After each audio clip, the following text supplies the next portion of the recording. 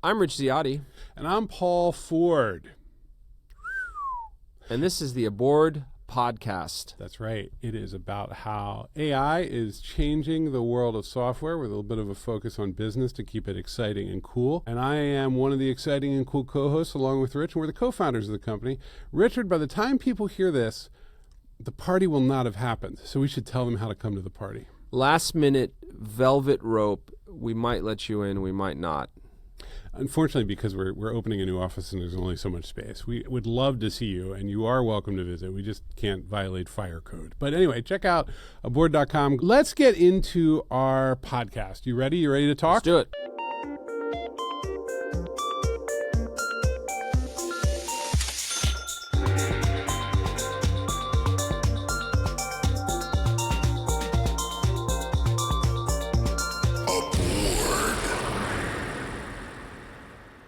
So, the last time we talked, and we try not to have too many cliffhangers, but we're trying to give executives good advice about what to do with AI. And the guy from Klarna is like, man, you got to use some AI. We're not going to hire anybody. And then 8 months later, he's like, actually, we're going to hire lots of people. And the AI didn't quite work out and the code wasn't good enough. So it's a confusing time. And for people who don't know a lot about this, we recently went and talked to a big group of executives, people, successful entrepreneurs.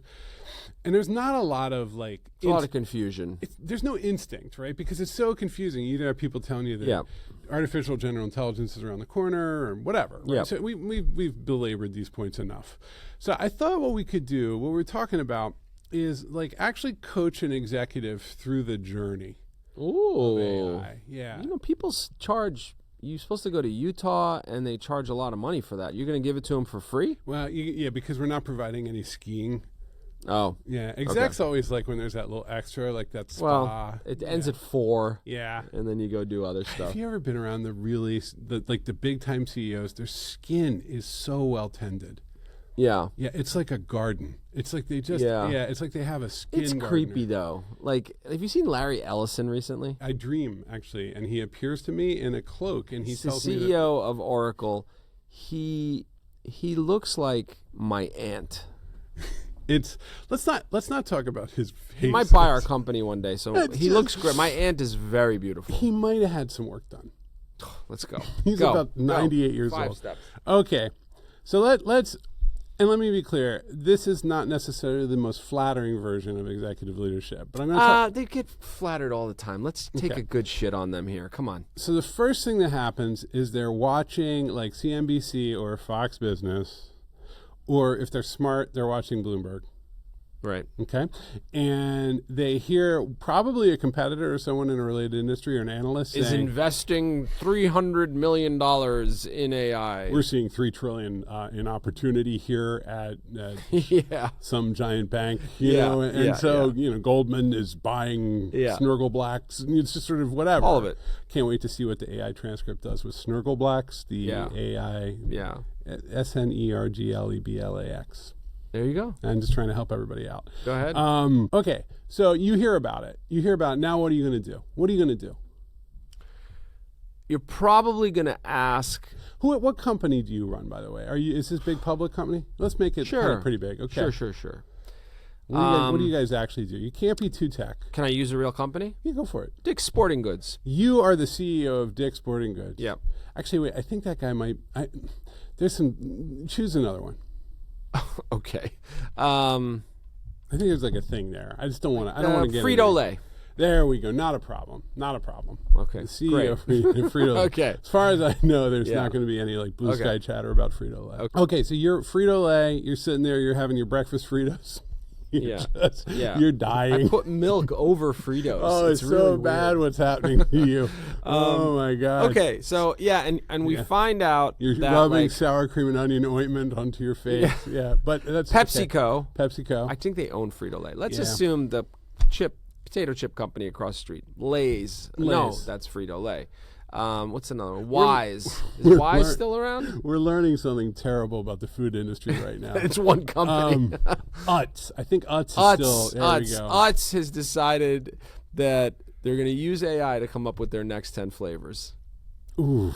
Okay, you've heard that. You've heard that. Yeah, and they have accelerated customer testing and surveying so that it's 10 times faster so they can get things to market much more quickly. So they're really leaning in. I mean, frankly, to me, that's hurtful if I'm running a competing chip company. No, speed, efficiency, innovation, right? Those are the things that freak people out. In my head, I just went, wow, I spend, $14-15 million a year on crunch. And so what is, okay, you want to keep going? Or yeah. do you, or well, what, okay, so that's what you hear. This is part of the journey. Mm-hmm. So you're getting your bearings. Yeah. Okay. Now I think the second part of the journey is you talk to your people, and maybe somebody's coming to you in the company. You'll call like your head of potato chip innovation, and you'll call your CTO, your technology people. That's a classic move. Like, hey, are you guys thinking about this stuff? Get your sour cream guy, get your onion guy, get your let me barbecue guy. I've flown close to the sun. I've dealt with I've reported directly to some very serious, high-powered, like CEOs. What ends up happening is they'll send that signal out, and then the executives below, it becomes like a little project prepping the messaging and the deck and the memo for that meeting with the CEO. He's giving you 30 minutes next Thursday. All hands on deck. Your job is now. Yeah. You thought you were the director of toppings. Yeah. And your number one function in life was just to get enough salt. And your best PowerPoint guy is brought nearby. You're telling him to drop everything. We need you for a week. And you're figuring out how AI. This is real. This is real. So this is very real. So like the whole company, like hundreds of thousands of dollars of executive time are going to be spent to make sure that they show him or her that they are on top of this innovative moment. Like this moment, this game-changing moment. We're seeing this. Maybe they're even calling some consultants. That's right. Okay, so now they come in and they present to you. Now I'm going to skip ahead. We can talk about the presentation again, but at the end of the presentation, if you're a typical CEO, you go, I just don't see it. Absolutely. That's your number one move. Okay, so this is, but. Yeah. And one of the reasons I'm doing this particular narrative is that a lot of our listeners are downstream of all of this, and they're like reading Hacker News, or they're actually using these tools, and then they're getting the worst signal from their companies saying like, I don't know, maybe not, and like things are moving around. Like when you are way downstream of this, but this is all that is happening. It's like the person who is in charge of making sure that enough people eat crunchy chips and advertising them on the Super Bowl and so on and so forth is getting a lot of mixed signal and is incredibly suspicious, because everything one person says is going to save $20-30 million, but it looks like you have to spend $20-30 million.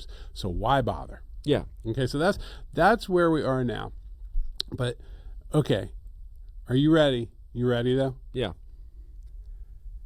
Status quo. That lasts about a year. Yep. Okay, as what the hell is everybody talking about AI? We do potato chips. Calm down. Board meeting. What happens in the board meeting? I mean, the board is, first off, board meetings, I've been to those too, pretty big ones too. They are a particular dynamic where that CEO is in a very different setting. And this is, I'm generalizing, but let me generalize for a split second here. Because the board, and depending on the governance rules and whatnot, they essentially hold his or her fate in their hands. They really do. They can vote him out. They can actually write a memo to the investors. We mostly hear about sort of boards that are kind of like puppets, right? And so like Elon Musk's board, like obviously Elon Musk is going to control that board. The exception is the board that has no control with the out of control CEO, but that's the biggest news.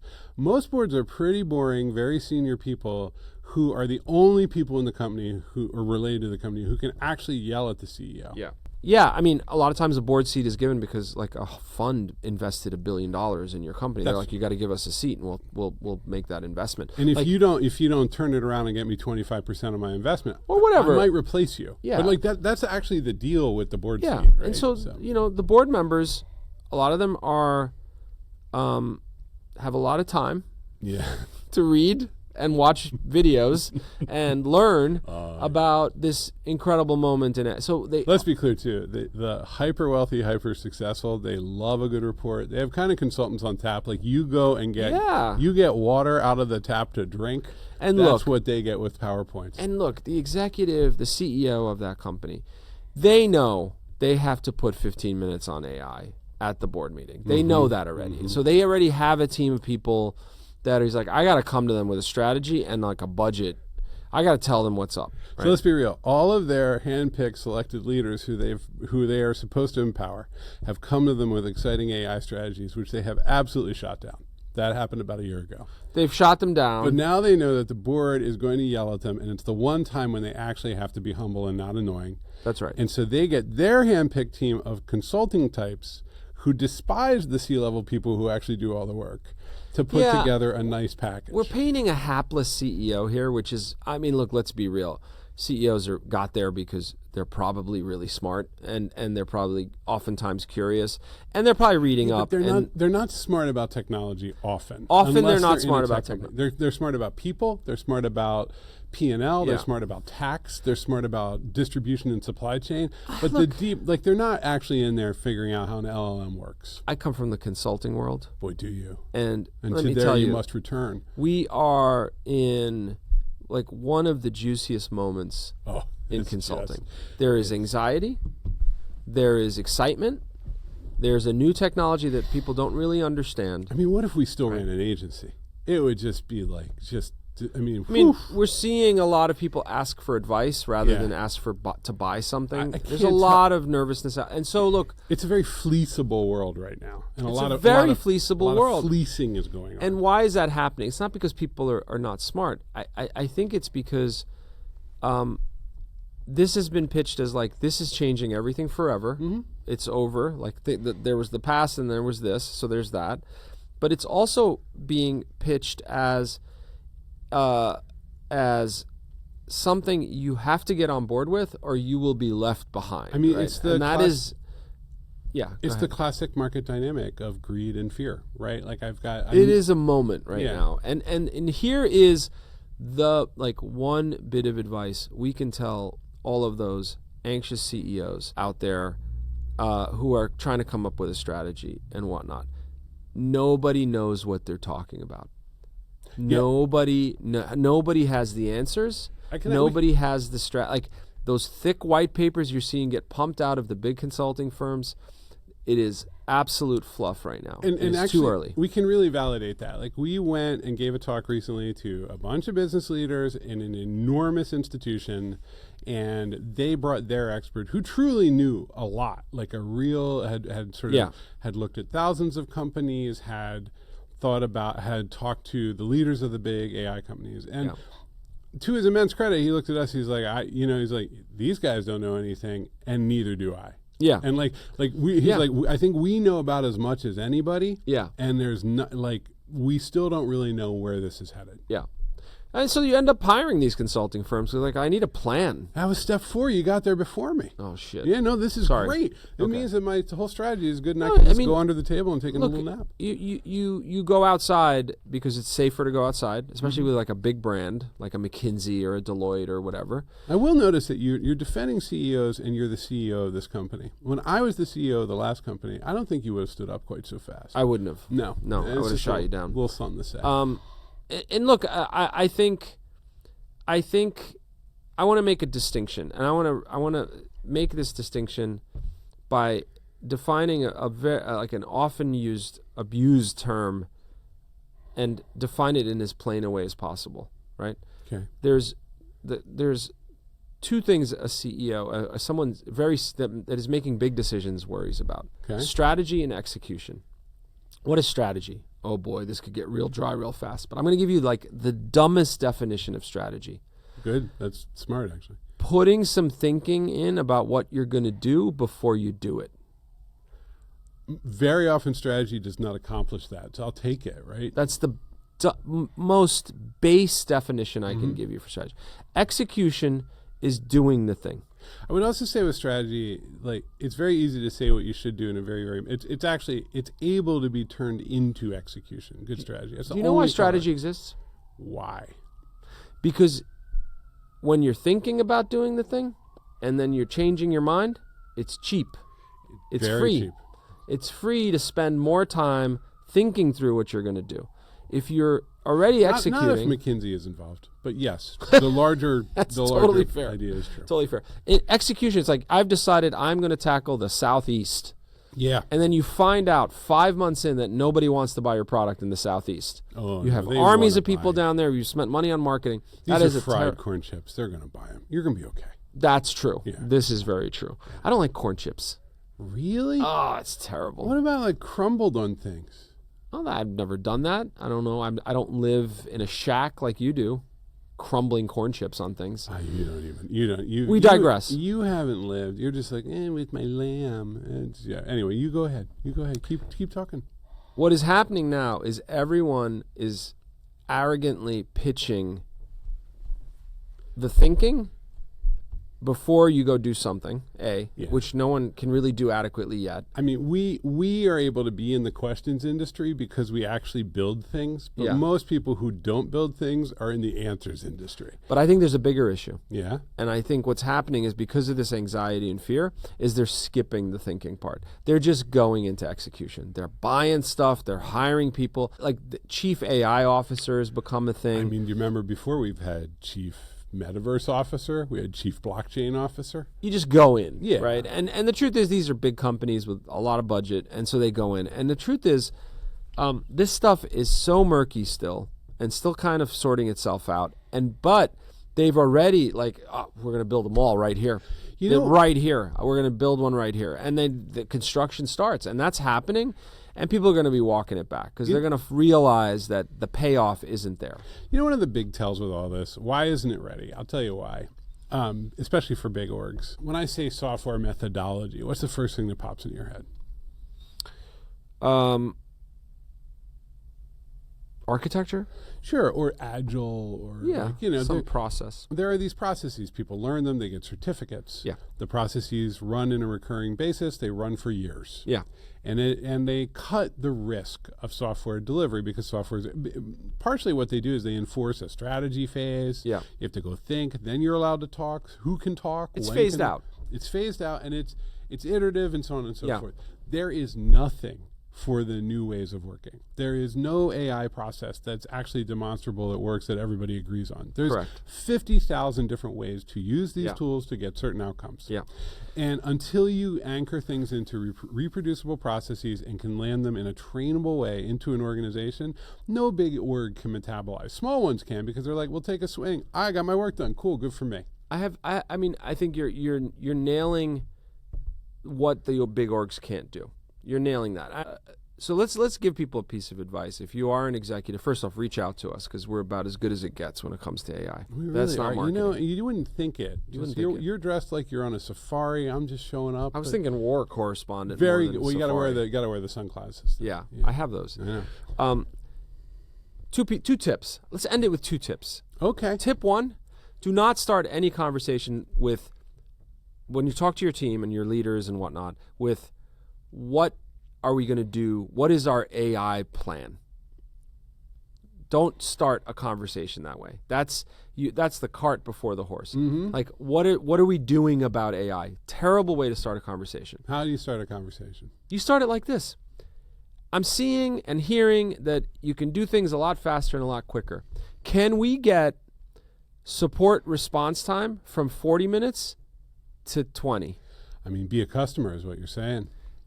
And go back to the old school boring metrics that you care about as an exec.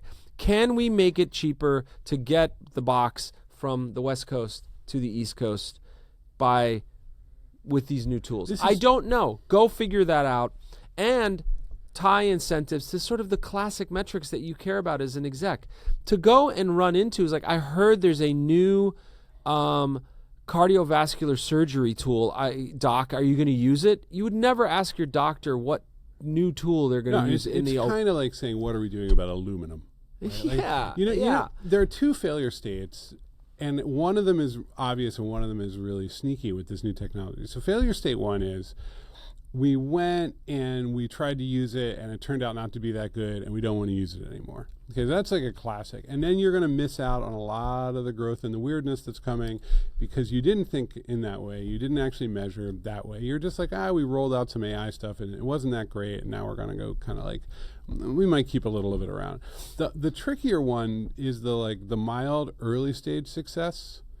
But you said you did something tactical, and now that you've seen that success, you can blow it up you're times convinced, 1,000. right? And that is actually in some ways risky, because I think we're hitting a phase now where people are like, wait, this didn't fully work out. And then I think we're going to hit a phase, because the tools are getting better, where they go like, oh my God, no, actually it is working out. Yeah. And then they're going to write that memo saying we're now an AI company no matter what, and every potato chip will have AI in it, and like et cetera, et cetera. They'll jump to it. Yeah. They'll jump to it because they want to be visionary and they want the market to see them as visionary. Yeah. And now nothing has changed. It's still going to be really hard to finish stuff.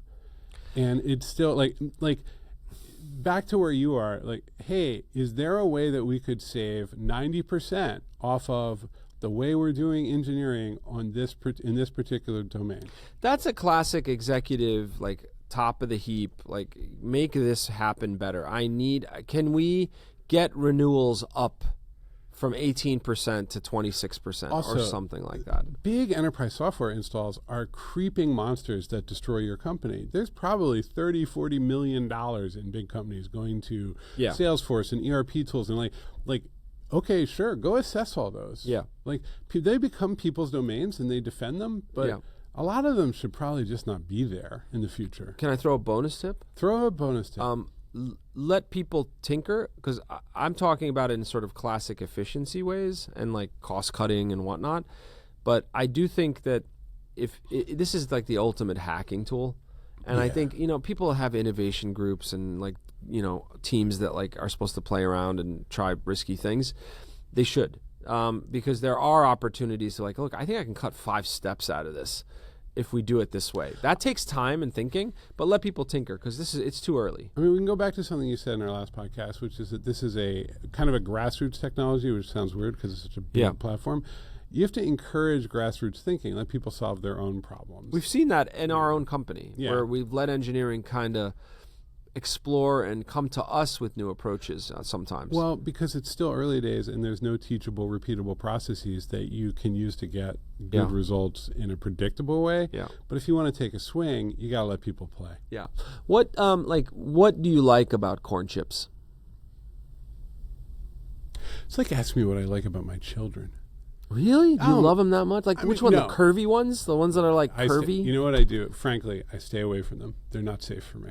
But you love them that much? Well, no, but I mean, if you ever had like a Dipsy Doodle and it hurts. It's so much salt, it hurts your face. Yeah. And you're like, what happened here? I've had a Dipsy Doodle. That is like a Neanderthal caveman kind of reaction, that kind of food. They're like, we jam so much calories and poison into this that your brain won't be able to process anything else. Yeah. And suddenly you are in space floating on a corn chip. Calm down. You get a little, and then they're like, no, hold on a minute. Do you dip them in anything? No. And then they say, how about, that plus Diet Coke? And then they're like, how about, Jesus. And then they're like, hey.